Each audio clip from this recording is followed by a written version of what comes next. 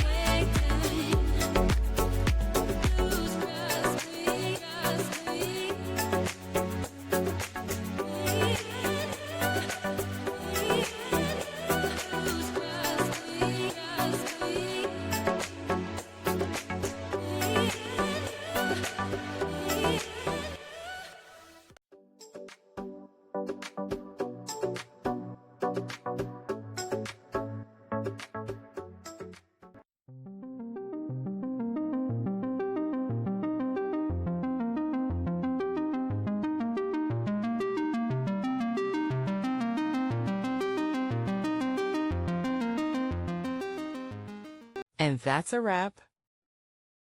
I hope you found the answer you were looking for. If you did, take a second to hit that subscribe button. It really helps out.